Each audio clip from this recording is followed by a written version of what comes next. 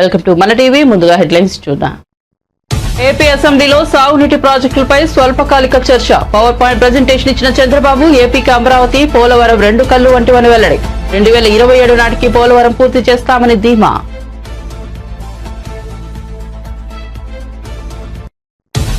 రేవంత్ రెడ్డిపై ఈటెల రాజేందర్ తీవ్ర విమర్శలు. ఫార్మాసిటీని రద్దు చేస్తామని చెప్పి ఇప్పుడు కొడంగల్లో ఏర్పాటు చేస్తున్నారని విమర్శ. లగచర్లలో మాపై దాడి జరగలేదని కలెక్టర్లే చెబుతున్నారన్న ఈటెల రాజేందర్. ఎందుకు రాద్ధాంతం చేస్తున్నారని నిలదీత. రంగుల కోసం 101 కోట్లు ఖర్చు చేశారన్న డిప్యూటీ సీఎం పవన్ కళ్యాణ్. మండలి సమావేశాలకు హాజరైన పవన్ సచివాలయాలకు రంగులు వేసేందుకు తొలగించేందుకు 101 కోట్లు అని వెల్లడి. హైకోర్టు ఆదేశాలతో పార్టీ రంగులు తొలగించారని వివరణ.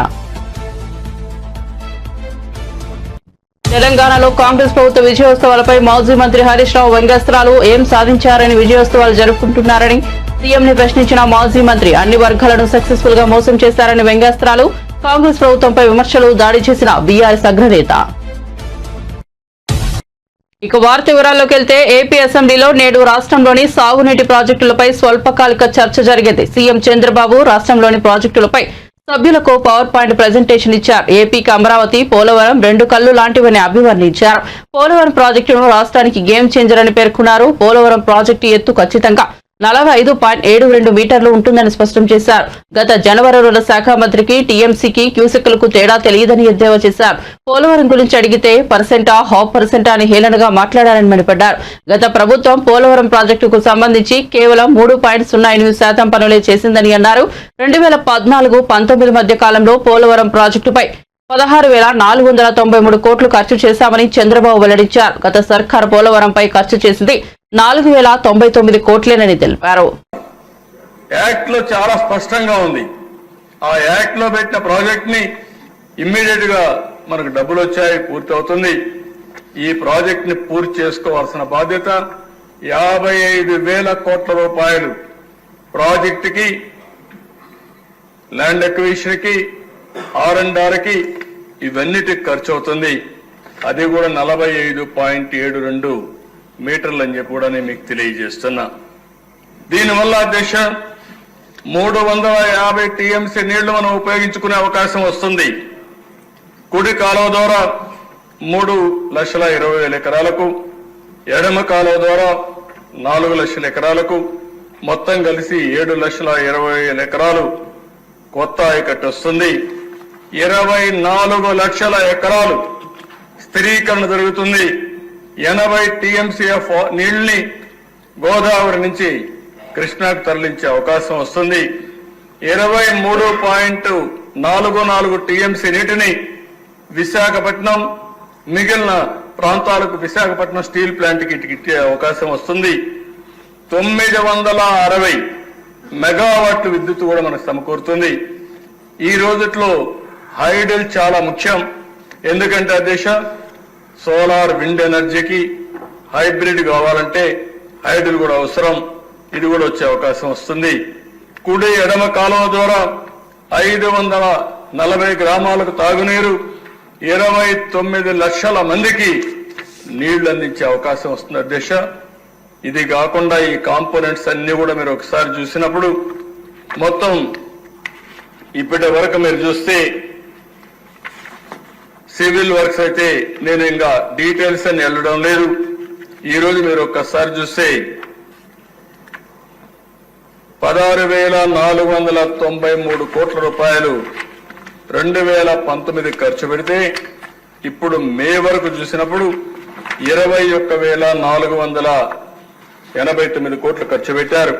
అంటే 4,993 కోట్లు మాత్రం ఖర్చు పెట్టే పరిస్థితికి వచ్చారు. ఇంకో పక్కన దేశం నేను ఒకే విషయం ఈ సభ ద్వారా అందరికీ తెలియజేస్తున్నా. ఈ పోలవరం అనేది మనందరి బాధ్యత. ఎట్టి పరిస్థితుల్లో కూడా దీన్ని ఒక నిర్దిష్టమైన టైం ప్రకారం దీన్ని పూర్తి చేస్తాం. 2024 మళ్లీ నేను సీఎం అవుతానే మొట్టమొదటిసారి నా విజిట్ పోలవరానికి వెళ్ళా. ఢిల్లీలో పోయి మొట్టమొదటిసారి నేను మాట్లాడింది పోలవరం గురించే మాట్లాడా. దీన్ని బట్టి అర్థం చేసుకోవాల్సిన అవసరం, దీని ప్రాముఖ్యత ఎంత అనేది ప్రతి ఒక్కరు అవగాహన చేసుకోవాల్సిన అవసరం ఉంది. తెలంగాణ ముఖ్యమంత్రి రేవంత్ రెడ్డిపై బీజేపీ నేత మల్కాజ్గిరి ఎంపీ ఈటెల రాజేందర్ తీవ్ర వ్యాఖ్యలు చేశారు. ఆయన మీడియా సమావేశంలో మాట్లాడుతూ ముచ్చర్లలో ఫార్మాసిటీ భూసేకరణ సమయంలో రేవంత్ రెడ్డి మాట్లాడిన మాటలకు హద్దే లేదని, కానీ ఇప్పుడు మాట మార్చుతున్నారని మండిపడ్డారు. కాంగ్రెస్ పార్టీ ఫార్మాసిటీని రద్దు చేస్తామని కూడా మేనిఫెస్టోలో పేర్కొందని గుర్తు చేశారు. కానీ ఇప్పుడు ఇచ్చిన హామీలనే నెరవేర్చడం లేదని విమర్శించారు. ఫార్మాసిటీని రద్దు చేస్తామని ఎన్నికలకు ముందు చెప్పిన కాంగ్రెస్ ఇప్పుడు ప్రజాభిప్రాయానికి వ్యతిరేకంగా కొడంగల్లో ఏర్పాటు చేస్తోందని ఆగ్రహం వ్యక్తం చేశారు. కాంగ్రెస్ ప్రజాపాలన సంబరాలు జరుపుకోవడాన్ని చూసి ప్రజలు నవ్వుకుంటున్నారని ఎద్దేవా చేశారు. కాంగ్రెస్ అబద్దాల పునాదుల మీద రేవంత్ రెడ్డి పాలన కొనసాగిస్తున్నారని వ్యాఖ్యానించారు. ఈ ప్రభుత్వం అన్ని రంగాల్లో విఫలమైందని ప్రజలు కూడా చర్చించుకుంటున్నారని ధ్వజమెత్తారు. ఇవాళ ఫార్మాసిటీలను రద్దు చేస్తా అని చెప్పిన మీరు, ప్రజాభిప్రాయ సేకరణతో మేము నిర్ణయం తీసుకున్నాను. మీరు కొడంగల్లో ఎందుకు మళ్ళీ మీరు ప్రజలు గత 8 నెలలుగా మాకు ఫార్మాసిటీ వద్దు, మా గ్రామాలలో మా చిచ్చు పెట్టకండి, మాకు ఇక్కడ ఎకరం భూమి 40 నుంచి 60 లక్షలు ఉన్నది, మీరు ఇస్తా అంటున్న డబ్బు 8 లక్షలు 10 లక్షల రూపాయలు, ఈ డబ్బు మాకు వస్తే తాగి ఖర్చు పెట్టుకుంటాం, భూమి నుంచి వేరైపోతే దిక్కులేని పక్షులం అయిపోతాం, కొన్ని వేల సంవత్సరాల నుంచి ఇక్కడ గ్రామాల్లో ప్రజలకి అక్కడ చేర్చుకొని అన్నం పెట్టగలిగే తల్లికి భూతాల్ని మాత్రమే, ఎందుకు ఈ భూముల మీద మీరు కన్నేసినని చెప్పి రైతులు ససేమిరా ఇవ్వనని చెప్పిండ్రు. వాళ్ళకు వాళ్ళే పాదయాత్రలు చేసిండ్రు, వాళ్ళకు వాళ్ళే ధర్నాలు చేసుకున్నారు. కనపడ్డ వాళ్ళందరికీ దరఖాస్తు ఇచ్చి కాళ్ళు మొక్కిళ్ళు దండం పెట్టిండ్రు. చివరికి ఇంత జరిగినా కూడా ప్రభుత్వం వెనుకకు తగ్గకుండా బెదిరించుడు, మీరు కనుక ఇవ్వకపోతే మీ అంతు చూస్తామని చెప్పి చేయడం ఇవన్నీ జరిగినాయి. జరిగిన తర్వాత మొన్న మళ్ళీ కలెక్టర్ గారు ప్రజాభిప్రాయ సేకరణ కోసం పోయింది. అంటే ఇంత జరిగిన తర్వాత కూడా పోకూడదు. వాస్తవంగా అక్కడి ప్రజానికం అంతా కూడా మేము 8 నెలలుగా మొరబెట్టుకున్నా మమ్మల్ని పట్టించుకొని మీరు ఇవాళ మా పల్లెలకు ఎట్లా వస్తుందని చెప్పి వాళ్ళను ఎలగొడితే స్వయంగా కలెక్టర్ గారే చెప్పిండ్రు మా మీద దాడి జరగలేదని చెప్పి. వాళ్ళని ఆ ప్రజల మీద 100 మంది పోలీసులు రాత్రిపూట దాడి చేసి ముసుగులు కట్టుకొని వాళ్ళ ముఖాల మీద బట్టలు కప్పి వాళ్ళు హింసించినటువంటి తీరు ఇవాళ యావత్ తెలంగాణ సమాజం, గిరిజన సమాజం కావచ్చు, దళిత సమాజం కావచ్చు, పేద రైతాంగం కావచ్చు కన్నీళ్ళు పెడతా ఉంది. వాళ్ళు అనుకుంటున్నారు ఈ లగిచెర్ల చుట్టుపక్కల 4 ఊర్లకు సంబంధించిన సమస్య అనుకుంటున్నారు. కానీ ఇవాళ వాళ్ళకైంది గతి, రేపు మాకైతేనటువంటి భయం ఉన్నది వాళ్ళకి. ఇప్పటికే పోలేపల్లిలో భూములు కోల్పోయినటువంటి రైతులకి ఇవాళ ఈయన చెప్పినట్టు వాళ్ళు చెప్పినప్పుడు ఉద్యోగాలను కూడా మీకే ఇస్తామని, ఏ ఉద్యోగాలు లేవు. కప్పులు కడిగే ఉద్యోగాలు, టాయిలెట్ కడిగే ఉద్యోగాలు, లిఫ్ట్ బాయ్లుగా ఉండేవాళ్ళు, అంట్లు తోమేవాళ్ళు, అటెండర్ నౌకరు తప్ప ఏ నౌకరు కూడా లేదు వాళ్ళకి. మళ్ళీ ఆ పోలేపల్లె సెజ్జులో పనిచేస్తున్న వాళ్ళు కూడా బయట రాష్ట్రాలకి వెళ్ళి ఎక్కడో వచ్చిన తప్ప అక్కడ కాదు. వీళ్ళు అన్న మాట ఏంటంటే, అయ్యా మేము ఇయ్యమని చెప్పిన తర్వాత కూడా ఎందుకు మమ్మల్ని ఇంత హింస పెడుతున్నారు, ఎందుకు పదే వస్తున్నారని చెప్తే ఇవాళ ఆ 8 నెలల పాటు ఉద్యమం నడిపినటువంటి వాళ్ళందరినీ కూడా ఐడెంటిఫై చేసి జైల్లో వాళ్ళు పోలీస్ స్టేషన్ తీసుకుపోయి 3rd డిగ్రీ ప్రయోగించారు. ఈ కాలు మీద 3 కూర్చున్నారట పోలీసు వాళ్ళు, ఇది కాలు మీద 3 కూర్చున్నారట. ఆ టైర్ల రబ్బలతో కట్టినటువంటి వాళ్ళ 3rd డిగ్రీ వాడేటువంటి వాటితోటి 2 గంటల పాటు 2 అవర్స్ కన్నీళ్లు పెడుతున్నా, మొత్తుకున్నా. అంటే వాళ్ళ డిప్యూటీ సీఎం పవన్ కళ్యాణ్ శాసన మండలి సమావేశాలకు హాజరయ్యారు. గత వైసీపీ ప్రభుత్వ హయాంలో గ్రామ సచివాలయాలకు రంగుల అంశంపై మండలిలో ఆయన సమాధానం ఇచ్చారు. గతంలో సచివాలయాలకు రంగులు వేసేందుకు, వేసిన రంగులు తొలగించేందుకు 101.81 కోట్లు ఖర్చు చేశారని వెల్లడించారు. రంగులు వేసేందుకు 49.8 కోట్లు, రంగులు తొలగించేందుకు 52.73 కోట్లు ఖర్చు చేసినట్లు వివరించారు. ఇతర కార్యాలయాలకు కూడా రంగులు వేశారని, ఆ ఖర్చులు సంబంధిత శాఖలు తెలియజేస్తాయని పవన్ తెలిపారు. హైకోర్టు ఆదేశాలతో పార్టీ రంగులు తొలగించి నిర్దేశిత రంగులు వేయడం జరిగిందని పేర్కొన్నారు. ఇప్పటి వరకు SWPC నిర్మించని 2518 గ్రామ పంచాయతీల్లో 2025-26 సంవత్సరాల్లో నిర్మాణాలు చేపట్టబడుతున్నాయి. అలాగే రాష్ట్రంలో నిర్మించిన 10,808 SWPCలో 9,342 పనిచేస్తున్నాయి. పూర్తిగా పనిచేసేవి 5,556, పాక్షికంగా పనిచేసేవి 326. పాక్షికంగా పనిచేసే 826 SWPCలు మార్చి 25 నాటికి పూర్తిగా పనిచేసే స్థితికి అప్గ్రేడ్ చేయబడతాయి. 1426 పనిచేయని SWPCలని మార్చి 2025 నాటికి పనిచేసే స్థితికి పునరుద్ధరించడం అవుతుంది. రాష్ట్రంలోని గ్రామ పంచాయతీలకి చెత్త నుండి సంపద సృష్టి కేంద్రాలుగా క్రమం తప్పకుండా నిర్వహించేందుకు వీలుగా ప్రభుత్వం అవసరమైన అన్ని చర్యలు తీసుకుంటుంది. తద్వారా 2026 చివరి నాటికి అవి స్వయం సమృద్ధిగా మారుతాయి. కేంద్ర 15వ ఆర్థిక సంఘం నిధులు మరియు గ్రామ పంచాయతీలు సాధారణ నిధులు SWPCల కార్యకలాపాలు మరియు నిర్వహణకు కేటాయించబడ్డాయి. ఏపీ మార్క్ఫెడ్ భాగస్వామ్యంతో వర్మీ కంపోస్ట్ విక్రయాన్ని ప్రోత్సహించడం అవుతున్నది. అలాగే PR1 యాప్ ద్వారా SWPCలు ప్రయోజనాత్మక స్థితి క్రమం తప్పకుండా పర్యవేక్షించబడుతుంది. ఓన్లీ కూర్చోండి ఉప ముఖ్యమంత్రి గారు చెప్పండి ప్లీజ్ కూర్చోండి.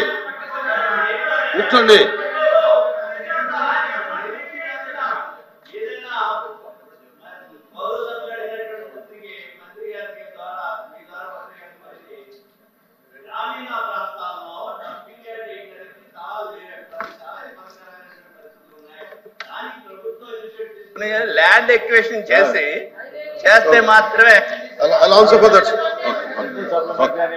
I'll answer for that. Please కూర్చోండి. దానికి సమాధానం చెప్తాను. గౌరవ సభ్యులు లేవనెత్తిన ప్రశ్నకి అధ్యక్ష, ఇది ఫండమెంటల్ రెస్పాన్సిబిలిటీ, ప్రాథమిక బాధ్యత. స్వచ్ఛమైన నీరుతో పాటు గ్రామాలు స్వచ్ఛంగా శుభ్రత ఉండటం చాలా మనందరి బాధ్యత.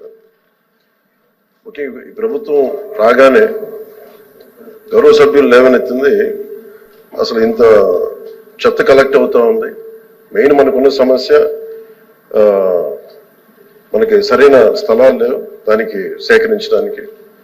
వీటన్నిటిని దృష్టిలో పెట్టుకొని మన అధికారులతో కూడా కూర్చొని చెప్పింది ఏంటంటే, ఇప్పుడు మల్టీగ్రేడ్ వాటర్ స్కీమ్ లాగా అసలు మొత్తం మండల్ హెడ్ క్వార్టర్స్ గా ఉండి మెయిన్ ఈ డంపింగ్ యార్డ్స్ కి సంబంధించి ప్రతి గ్రామం నుండి ప్రత్యేకంగా కొన్ని బండ్లు పెట్టి చెత్తను సేకరణ, ఎందుకంటే కొన్నిసార్లు కొన్ని గ్రామాల్లో స్థలాల సేకరణ కొంచెం కష్టంగా, ఎందుకంటే కనీసం స్కూల్స్ కూడా సెంటు భూమి లేని గ్రామ పంచాయతీలు ఉన్నాయి అధ్యక్ష. అందుకని ప్రత్యేకించి మేము ఆలోచిస్తుంది ఏంటంటే, ప్రతి ఒక 10-12 గ్రామాలని ఒక ఉమ్మడిగా తీసుకొని వాటికి సంబంధించి ఒక కామన్ డంపింగ్ యార్డ్ ని తీసుకొని తెలంగాణలో కాంగ్రెస్ ప్రభుత్వం ఏర్పడి ఏడాది పూర్తయిన సందర్భంగా వరంగల్ వేదికగా నిర్వహించతలపెట్టిన విజయోత్సవాలపై మాజీ మంత్రి బీఆర్ఎస్ అగ్రనేత టి హరీష్ రావు సెటైర్లు వేశారు. విజయోత్సవాలు కాదు అపయోజోత్సవాలు జరపండి విమర్శించారు. కాంగ్రెస్ పార్టీ అన్ని వర్గాలను సక్సెస్ఫుల్ గా మోసం చేసిందని ఆయన వ్యంగ్యాస్త్రాలు సంధించారు. సీఎం రేవంత్ రెడ్డి వరంగల్ వేదికగా అన్ని వర్గాల ప్రజలకు క్షమాపణలు చెప్పాలని హరీష్ రావు డిమాండ్ చేశారు. హైదరాబాద్ స్థాయిలో వరంగల్ ను అన్ని అంశాల్లో అభివృద్ధి చేస్తామని మంత్రి కొండా సురేఖ అన్నారు. ఈ మేరకు మంగళవారం హనుమకొండలో జరిగిన ప్రజాపాలన ప్రజా విజయోత్సవ సభలో ఆమె ప్రసంగించారు. తన 30 ఏళ్ల రాజకీయ జీవితంలో చాలా మంది ముఖ్యమంత్రులను చూశారని తెలిపారు. అందులో అభిమానించే సీఎంలు దివంగత నేత వైఎస్ఆర్ అని, తర్వాత సీఎం రేవంత్ రెడ్డి అని కొనియాడారు. గత బీఆర్ఎస్ ప్రభుత్వం మాజీ కేసీఆర్ దగ్గర పనిచేసినట్లు గుర్తుకు చేశారు. ఆయన వరంగల్ కు ఎన్నో హామీలు గుప్పించారు, కానీ ఒక్కటి కూడా అమలు చేయలేదని మంత్రి విమర్శించారు. వరంగల్ ను మంచి నగరంగా అభివృద్ధి చేద్దామని సీఎం రేవంత్ రెడ్డి తనకు ఎప్పుడూ చెప్తుంటారని అన్నారు. ఆయనతో ఎప్పుడు వెహికల్లో ఎక్కినప్పుడు కూడా ఆయన ఒకటే మాట చెప్పేవాడు, అక్క హైదరాబాదు మనం ఏమి చెయ్యలేము, కానీ వరంగల్ నగరాన్ని మాత్రం మనం ఏ విధంగా అంటే ఆ విధంగా రూపుదిద్దుకునే అవకాశం ఉంది. కాబట్టి వరంగల్ని ఎన్ని ఫండ్స్ అయినా కూడా ఇచ్చి ఒక మంచి పట్టణంగా తీర్చిదిద్దడానికి మన వంతు సహాయం సహకారం తప్పకుండా ప్రభుత్వం నుంచి ఉంటుంది. దానికి మాస్టర్ ప్లాన్ అనేది చెయ్యాలని వారు కోరడం జరిగింది. మరి మా ఇన్ఛార్జ్ మినిస్టర్ శ్రీనివాస్ రెడ్డి గారు ఇక ఆయన పట్టుకున్నాడంటే ఉడుపు పట్టే వదిలిపెట్టాడు. ఇక అధికారుల వెంటపడి వేటాడి మరి మమ్మల్ని పదే రివ్యూ మీటింగ్స్ పెట్టించి మాకు ఒక ప్రణాళిక అంటూ సిద్ధం చేసి ముఖ్యమంత్రి గారి దృష్టికి తీసుకుపోవడం జరిగింది. మరి ముఖ్యమంత్రి 19వ తారీఖు వస్తున్నారు అంటే జనరల్గా ఏదో మహిళలకు సంబంధించిన మీటింగ్ పెట్టి వెళ్ళిపోతారేమో అని నేను అనుకున్నాను. కానీ గత వారం రోజుల నుంచి సెక్రటేరియట్లో జరిగిన హడావిడి అంతా ఇంత కాదు అని చెప్పక తప్పదు. అన్ని డిపార్ట్మెంట్స్ కూడా అలర్ట్ అయిపోయాయి. ఒక డిపార్ట్మెంట్ తర్వాత ఒక డిపార్ట్మెంటు వరంగల్లో ఏమేమి అవసరం ఉన్నాయని చిన్న పనులను కూడా చూసి వాటిని వివరాలు తెప్పించుకొని వాటన్నిటికీ కూడా జీవో ఇచ్చి దాదాపు ఈరోజు 4,500 కోట్ల రూపాయల నిధులు విడుదల చేస్తూ జీవోలు ఇచ్చి ఈరోజు ఇక్కడ శంకుస్థాపన కార్యక్రమం చేసినందుకు ఈ వేదిక మీద నుండి మరి సీఎం గారికి హృదయపూర్వక ధన్యవాదాలు మా వరంగల్ ప్రజల తరఫున తెలియజేస్తా ఉన్నానన్నా. మీ నమ్మకాన్ని వమ్ము చెయ్యము. తప్పకుండా ఈ యొక్క వరంగల్ నగరాన్ని పట్టణంగా రూపుదిద్దడానికి ఇక్కడి మంత్రులుగా సీనన్న గారి నాయకత్వంలో మేము తప్పకుండా మీరన్న ఆశయాన్ని సాధించడానికి ముందుకెళ్తాము. మరి తప్పకుండా ఈ వరంగల్ నగర అభివృద్ధికి, ఎందుకంటే ఎయిర్పోర్ట్ అనేది దశాబ్దాల కళ. ఎయిర్పోర్టు కళను ఎవ్వరు కూడా సహకారం చేయలేకపోయారు. అది ఈరోజు మన రేవంత్ రెడ్డి అన్న వల్ల అవుతుంది. అండర్ గ్రౌండ్ డ్రైనేజ్ అనేది కూడా మా వరంగల్ ప్రజల కళ, అది కళగానే మిగిలిపోతుంది అనుకున్నా. కానీ ఈరోజు దాన్ని నిజం చేసినందుకు మిమ్మల్ని ఈ వేదిక మీద నుంచి మా ప్రజల తరఫున ధన్యవాదాలు తెలియజేస్తూ, ఇంకా మీరు చాలా శంకుస్థాపనలు చేశారన్న వాటితో వరంగల్ నగరం అంతా కూడా సుందరంగా తీర్చిదిద్దబడుతుంది. వాటన్నిటిని కూడా దగ్గరుండి నాణ్యమైన పనులతో అవినీతి జరగకుండా ముందుకు తీసుకుపోయే విధంగా అధికారులతో మేము కమ్యూనికేట్ చేసుకొని మా ఇన్ఛార్జ్ మినిస్టర్ గారి నాయకత్వంలో తీసుకెళ్తామని తెలియజేసుకుంటూ, ఇదే ఆదరణ, ఇదే ఆప్యాయత, ఇదే ప్రేమ మా మీద ఎప్పుడు ఉండాలని, మమ్మల్ని ఆశీర్వదిస్తూనే ఉండాలని కోరుకుంటూ, మళ్ళీ మీకు మరి నిధులు విడుదల చేసినందుకు మా బట్టెనకు పాపం బట్టెన వెనకాల పడతా ఉంటా, అన్న ఒక్క రూపాయి కూడా ఇవ్వని. పాపం బట్టెన కూడా ఈరోజు 4,500 కోట్ల రూపాయలు విడుదల చేసినందుకు వారికి కూడా వేదిక మీద నుంచి ప్రత్యేక ధన్యవాదాలు తెలియజేస్తూ మరి సెలవు తీసుకుంటా ఉన్నాను. మొదటి సమావేశంలోనే టీటీడీ పాలక మండలి సంచలన నిర్ణయాలు తీసుకుంది. మొదటిగా శ్రీవారిని ట్రస్టును రద్దు చేస్తున్నట్లు ప్రకటించింది. శ్రీవారి దర్శనం కోసం వివిధ రాష్ట్రాల నుంచి వచ్చే సామాన్య భక్తులకు 2-3 గంటల్లోనే దర్శనం కలిగించేలా ఏర్పాట్లు చేసేందుకు చర్యలు తీసుకోనుంది. అదేవిధంగా టీటీడీలో విధులు నిర్వహిస్తున్న అనియమిత ఉద్యోగులను వీఆర్ఎస్ ఇవ్వాలని, లేని పక్షంలో ఇతర ప్రభుత్వ శాఖల్లోని బదిలీ చేయాలని నిర్ణయం తీసుకుంది. ఈ క్రమంలోనే తాజాగా టీటీడీ పాలక మండలి తీసుకున్న నిర్ణయాలపై కేంద్ర మంత్రి కిషన్ రెడ్డి కీలక వ్యాఖ్యలు చేశారు. టీటీడీ బోర్డు తీసుకున్న నిర్ణయాలను తాము స్వాగతిస్తున్నామని అన్నారు. కొత్తగా ప్రవేశపెట్టబోయే సంస్కరణలు ఆహ్వానించదగిన పరిణామమని అన్నారు. అన్యమత ఉద్యోగులను టీటీడీలో పని చేయనివ్వకుండా ఇతర ప్రభుత్వ శాఖలకు ట్రాన్స్ఫర్ చేయడం సబబేనని తెలిపారు. 2 తెలుగు రాష్ట్రాల్లోని అన్ని ప్రముఖ ఆలయాల్లో ఇలాంటి పద్ధతిని అవలంబిస్తున్నారంటూ ప్రభుత్వాలను కోరుతున్నారని కిషన్ రెడ్డి అన్నారు. తీసుకున్నటువంటి కొన్ని నిర్ణయాలు నేను మనస్ఫూర్తిగా స్వాగతం పలుకుతా ఉన్నాను. తిరుమల తిరుపతి దేవస్థానంలో దైవ సన్నిధిలో, ఏదైతే తిరుమలలో దైవ సన్నిధిలో హిందూయేతరులు ఎవరు కూడా పని చేయకూడదు. వాళ్ళు ఎవరైనా పనిచేస్తున్నట్టయితే, హిందూయేతరులు ఎవరైనా ఉంటే వారిని ఇతర ప్రాంతాలకు మరి ట్రాన్స్ఫర్ చేసి వాళ్ళ సేవలు ఉపయోగించుకోవచ్చు. టీటీడీ బోర్డు అమలు చేయాలని నిర్ణయించడము నేను మనస్ఫూర్తిగా స్వాగతం పలుకుతున్నాను. ఇది మంచి నిర్ణయము. చాలా రోజుల నుంచి కూడా చాలామంది ఆ రకంగా డిమాండ్ చేస్తున్నారు. ఇందులో ఏ రకమైనటువంటి పొరపాటు లేదు.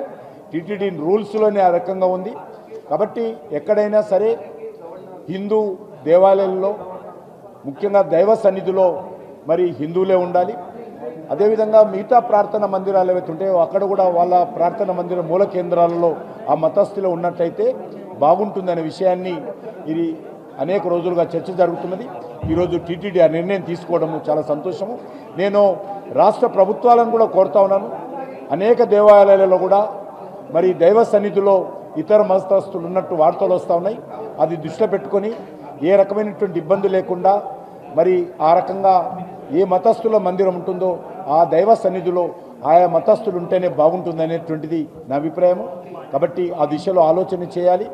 అదేవిధంగా ఈరోజు తిరుమల తిరుపతి దేవస్థానంలో మరింతగా పవిత్రత చేకూరే విధంగా చర్యలు తీసుకోవాల్సిందిగా నేను కోరుతా ఉన్నాను.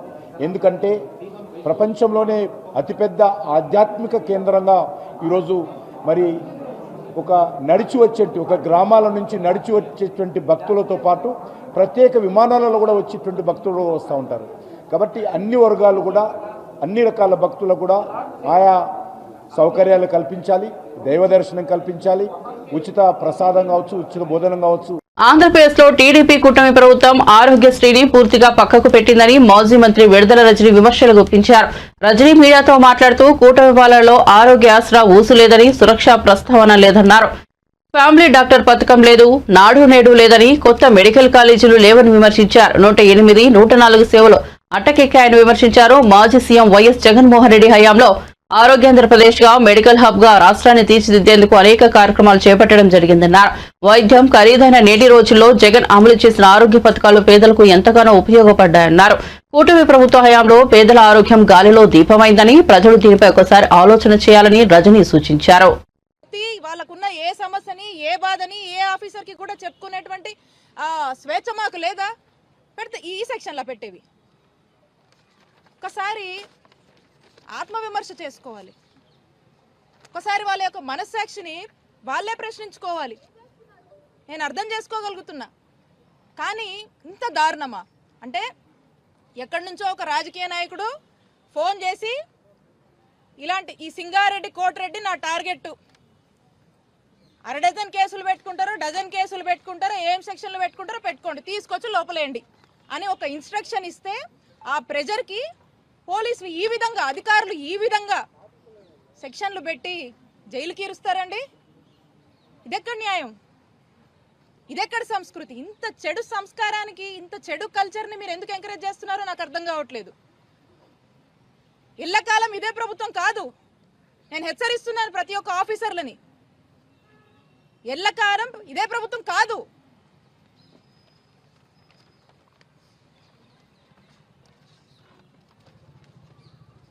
అలాగే లోపల మా సత్తెనపల్లి నియోజకవర్గానికి సంబంధించినటువంటి రాజశేఖర్ రెడ్డి అనే సోషల్ మీడియాకి చెందినటువంటి కుర్రాడిని కూడా, అతన్ని కూడా మేము పరామర్శించడం జరిగింది.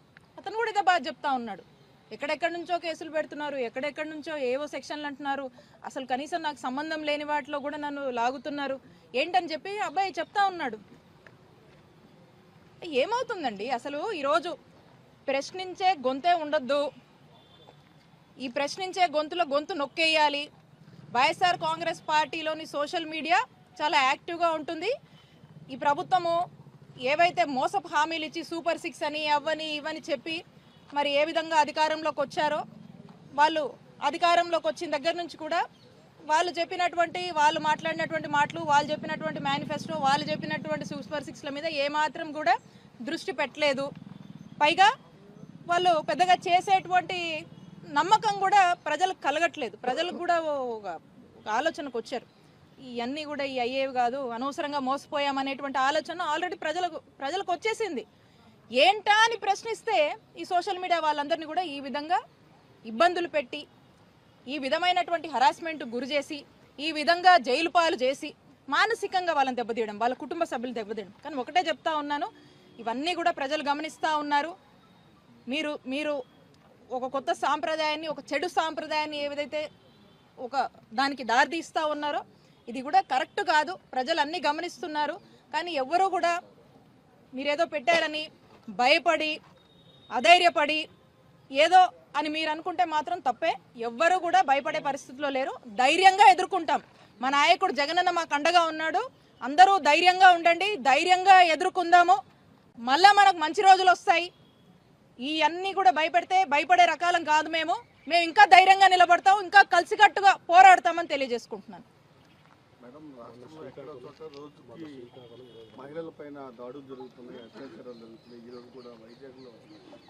నిజ నిర్ధారణకు లగచర్ల వెళ్తున్న మహిళా సంఘాలను అడ్డుకున్నందుకు సీఎం రేవంత్ రెడ్డి ప్రభుత్వం క్షమాపణలు చెప్పాలని BRS working president KTR demand చేశారు. లగచర్లలో నిర్బంధాన్ని ఎత్తివేసి ప్రజాస్వామ్యాన్ని పునరుద్ధరించాలని కోరారు. లగచర్లలో అర్ధరాత్రి జరిగిన ఆడబిడ్డలపై దమనకాండే కాదు, పట్టపగలు వెళ్లిన మహాసంఘాల నేతలపైన దౌర్జన్యమా అని ప్రభుత్వాన్ని ప్రశ్నించారు.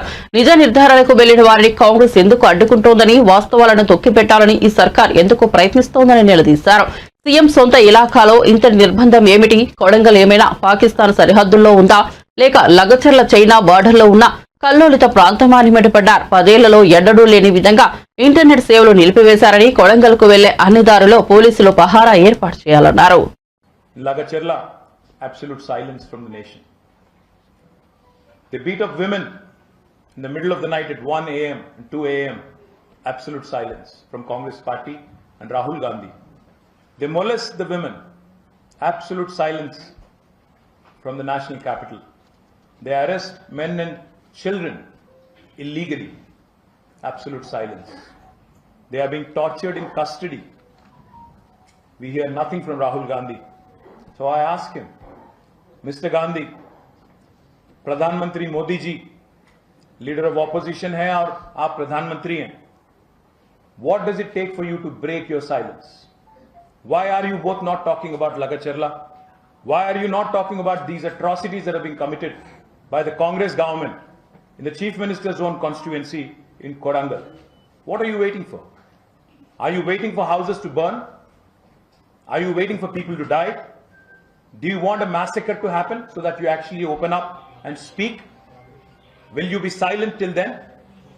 What is happening in Lagacharla is no less than what is happening in Manipur or Lakshadweep. We urge the media to break this story, to bring it to the attention of the nation. We urge Rahul Gandhi, whose party is running Telangana today, whose chief minister is representing Kodangal, where these atrocities are happening, to respond, to rise to the occasion. बार बार ये कहना गला फाड़ फाड़ के कि हम संविधान के रक्षक हैं, हम आदिवासी पिछड़े और ओबीसीज के मददगार है, लिप सर्विस से कुछ नहीं होता। आप अपना साइलेंस तोड़िए, आपके चीफ मिनिस्टर को आदेश दीजिए, बोलिए उनसे कि इनसे बात करें, इन बहनों से, और उनकी दर्द समझे, उनकी दुख समझे और कुछ कीजिए उस बारे में। मैं कभी का एक बार मैं कंफ्यूज हो जाता हूं, ये राहुल गांधी जी एक आदमी है कि उनमें एक और आदमी छुपा हुआ है, क्योंकि उनका कहना कुछ है और करना उनकी गवर्नमेंट की कुछ और ही है। हमें नहीं समझ आता कि क्या दोगलापन आपका है। मुझे ये भी एक समझ नहीं आता कि आप वादे तो काफी करते हो, बातें भी काफी करते हो। आप कह रहे थे अभी 2-4 मिनट पहले, हमने आपको वीडियो दिखाया कि जो भू अधिग्रहण एक्ट आपने लाया, उसके तहत आज हिंदुस्तान में हर गरीब को एक राहत मिलती है। पर आप यहां जो गरीब बैठे हैं उनकी दर्द समझें। वो अपनी जमीन देना नहीं चाहते क्योंकि उनकी एक एकड़ जमीन 60-70 लाख वाली है और आपकी गवर्नमेंट देना चाहती है 8 या 10 लाख। तो ये कहां की इंसाफ है? आपकी गवर्नमेंट क्यों नहीं बात करती? आप इतने लंबे लंबे भाषण देते हो, झारखंड में, महाराष्ट्र में अदानी के खिलाफ, अंबानी के खिलाफ, क्रोनी कैपिटलिज्म के खिलाफ। हो क्या रहा है तेलंगाना में? वही तो हो रहा है। एक फार्मा विलेज, एक चीफ मिनिस्टर के अलिजेडली उनकी सनी। ఏపీ అసెంబ్లీలో సాగునీటి ప్రాజెక్టులపై స్వల్పకాలిక చర్చ. పవర్ పాయింట్ ప్రెజెంటేషన్ ఇచ్చిన చంద్రబాబు ఏపీకి అమరావతి, పోలవరం 2 కళ్ళు వంటివని వెల్లడి. 2027 నాటికి పోలవరం పూర్తి చేస్తామని ధీమా.